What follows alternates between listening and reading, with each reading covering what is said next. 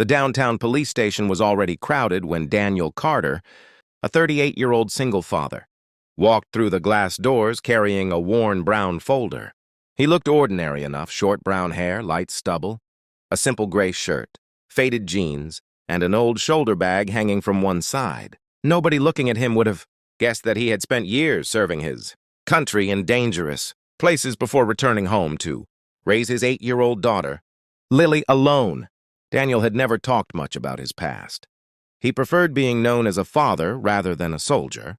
After leaving the military, he had taken whatever honest work he could find, spending his evenings making sure Lily had dinner, helping her with homework, and preparing her school uniform for the next morning. But that afternoon, he had come to the police station because something serious had happened to his daughter, and he needed someone to listen.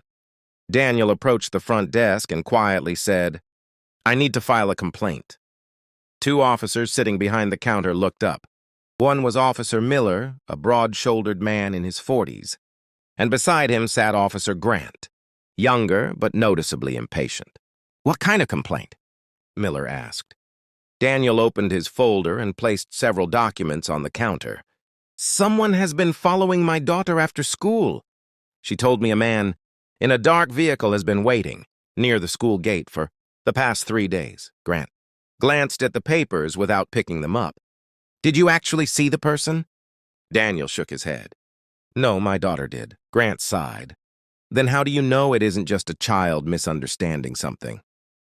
Daniel remained calm. "Because yesterday, the same vehicle followed us when I picked her up." Miller leaned back in his chair. "Did you get the license plate?" Daniel answered, "Part of it. I wrote it down here." He pointed to his notes. "And I have a photograph from yesterday." Grant finally took the paper, glanced at it, and then tossed it back. "Sir, we're busy. Unless you have an actual crime, there's not much we can do." Daniel's jaw tightened, but he stayed respectful. "I'm not asking you to arrest anyone. I'm asking you to document the complaint and check the vehicle." Miller laughed quietly. "You know how many parents come in here every week because their kids are scared of something? We can't investigate every imagination." Daniel's eyes hardened. "My daughter isn't imagining this." Grant picked up the complaint form, looked at it for a few seconds, and then tore it directly down the middle. Daniel stared at him. "What are you doing?" Grant dropped the pieces into a trash bin, saving everyone time. Miller smiled. "Go home, Dad. Keep your daughter away from strangers. That's your job." For a moment, Daniel said nothing. His hands slowly closed into fists, but he deliberately relaxed them. He remembered something an old commander had once told him. Control is strongest when anger gives you every reason to lose it. Daniel looked at the two officers. "You may have just destroyed a piece of paper," he said quietly, "but you haven't destroyed the evidence." Grant rolled his eyes. "Are you threatening us?" "No," Daniel replied. "I'm warning you that if something happens to my daughter, because nobody listened today, I will make sure every decision made in this room is investigated." Miller stood up. "Are you finished?" Daniel looked at him for several seconds. "Yes." He picked up his folder, turned around, and walked toward the exit. Neither officer noticed the man standing at the far end of the hallway. Chief Robert Hayes, the station commander, had been returning from a meeting when he heard the conversation. He had stopped when he heard the words complaint and daughter. He watched Daniel leave, through the glass doors, then looked at the torn pieces of paper in the trash. "What happened?" he asked. Miller immediately straightened. "Nothing, Chief. Just a man with a misunderstanding." Hayes looked at the trash. "Why is there a complaint in pieces?" Grant answered. He didn't have proof of a crime. The chief's expression became serious. "Did you record his complaint?" Silence. "Did you preserve the photograph?" More silence. Hayes stepped closer. "Did you even ask the school whether other parents had reported the same vehicle?" Miller lowered his eyes. "No, sir." The chief's voice became colder. "Then you didn't determine that there was no threat. You simply decided you didn't want to. Deal with it." He ordered the security footage from the front entrance to be reviewed. When the video appeared on the station monitor, Daniel's vehicle could be seen outside the previous evening. Behind it, was a dark SUV that remained parked across the street for several minutes. The chief requested the school district's security footage. Within an hour, another camera showed the same SUV near the school gate on 3 consecutive days. Then investigators checked the partial license plate Daniel had written down. The vehicle was registered to a man with an outstanding restraining order involving a minor from another county. Chief Hayes stared at the screen. "What was that man's name?" he asked. Miller looked pale. I don't know, sir." "Exactly," Hayes replied. "Because you never bothered to check." Meanwhile, Daniel had reached his small apartment. Lily was sitting at the kitchen table doing her homework. The moment she saw her father, she smiled. "Did the police help?" Daniel hesitated. He didn't want to frighten her. "They're looking into it," he said gently. Lily nodded. "Are we safe?" Daniel sat beside her and took her hand. "I'm going to make sure you are." But Daniel didn't know that the chief had already sent officers to find him. 20 minutes later, someone knocked on his apartment door.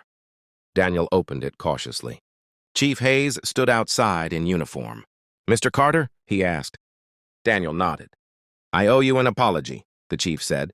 "And I need to speak with you about your daughter." Daniel invited Chief Hayes inside, but the chief remained at the doorway for a moment. "I want you to know something first," he said. "Your complaint should never have been destroyed. What those officers did was unacceptable." Daniel looked at him carefully. "Did you find the vehicle?"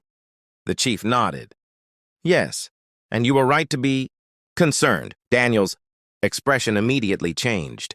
"Is the man near my daughter's school?" "Not anymore," Hayes replied. "Our officers located him. He's being questioned. And we've notified the appropriate authorities because of an existing restraining order." Daniel exhaled slowly. For the first time in days, some of the tension in his shoulders disappeared. Then Hayes looked toward Lily. "Your daughter did the right thing by telling you." Daniel nodded. "She was scared. She was brave," Hayes said. "And so were you." Daniel frowned slightly. "I didn't do anything special." The chief looked at him. "You came to a police station because you believed your daughter deserved to be heard. When 2 officers refused to listen, you didn't threaten them. You didn't fight them. You walked away and preserved your evidence." Hayes paused. "That's discipline." Daniel didn't respond. The chief continued. "And I need to ask you something. Were you ever in the military?" Daniel looked surprised. "Yes." "I thought so." Daniel gave a small smile. "How?" Hayes replied, "The way you controlled your anger." Daniel looked down. "I served for several years." Lily suddenly looked up from her homework. "Daddy was a soldier." Daniel smiled at her. "A long time ago." Chief Hayes nodded respectfully. "Thank you for your service." Daniel simply said, "I was doing my job."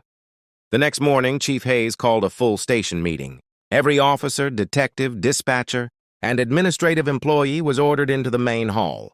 Miller and Grant stood near the front, visibly uncomfortable. Daniel arrived with Lily and stood near the doorway, unsure why he had been asked to come. Chief Hayes stepped forward. "Everyone in this room needs to understand what happened yesterday." He held up the original complaint form that had been reconstructed from the torn pieces. "A father came here because his daughter was being followed. Instead of listening, 2 officers dismissed him and destroyed his complaint." The room became silent. Then we discovered that his concerns were legitimate. Hayes turned toward Daniel. "Mr. Carter served this country before returning home to raise his daughter. He didn't demand special treatment. He didn't use his past to intimidate anyone. He simply asked us to do the job we are supposed to do." Miller looked down. Grant's face was red with embarrassment. Chief Hayes continued, "But this isn't about his military service. It's about what he did after being disrespected." He remained calm. "He protected the evidence. He protected his daughter. And he gave this department an opportunity to correct its mistake." Hayes looked at every officer in the room. "That is the kind of courage we should recognize." Then something happened that Daniel never expected. Chief Hayes stepped away from the podium, turned toward Daniel, and stood straight. He raised his hand in a formal salute. For a second, nobody moved. Then every uniformed officer in the room stood. One by one, they saluted Daniel. Daniel's eyes widened. He looked at Lily, who was staring at the room in amazement. Daniel slowly shook his head. "Chief, you don't have to do this." Hayes lowered his hand, but kept his posture respectful. "Yes, I do." Then he turned toward his officers. "We salute him not because he was a soldier. We salute him because he reminded us what courage, patience, and responsibility look like." Daniel swallowed hard. He had spent years trying to leave his military life behind. He didn't want recognition. He didn't want medals. He wanted his daughter safe. Yet standing in that police station, watching an entire department acknowledge him, he felt something he hadn't felt in years. Respect without fear. Gratitude without expectation. Chief Hayes then turned toward Officers Miller and Grant. "You two will face an internal review. You will also receive mandatory training on handling complaints involving children and vulnerable families." Neither officer argued. Miller eventually stepped toward Daniel. "Mr. Carter, I was wrong." Grant followed. "So was I. We should have listened." Daniel looked at both men. "I hope you do better next time." Miller nodded. "We will." Several weeks later, Daniel received a call from Chief Hayes. The investigation into the suspicious vehicle had led to additional information that helped protect several other children in the area. Daniel's original complaint had become the starting point for a wider investigation. The chief told him, "Your daughter may have helped protect other families, too." Daniel looked toward Lily, who was coloring at the kitchen table. He smiled. She just told the truth. Life slowly returned to normal. Daniel continued raising Lily, working during the day and helping her with homework at night. But something had changed. He no longer believed that asking for help was a sign of weakness. Lily no longer feared walking past the school gate. And the police station had changed too. Complaints were handled more carefully. Officers were reminded that behind every report was a person who had come to them because they believed the police would listen. One afternoon, Lily asked her father, "Daddy, why did all those police officers salute you?" Daniel smiled and sat beside her. "Because sometimes," he said, "the bravest thing you can do isn't fighting." "What is it?" "Staying calm, telling the truth, and protecting the people you love." Lily thought about that for a moment before hugging him. Daniel hugged her back. And somewhere across town, Chief Hayes looked at the restored complaint form hanging in his office. Not as a symbol of a mistake, but as a reminder that every person who walks through a police station door deserves to be heard, especially when they're asking for help protecting someone they love.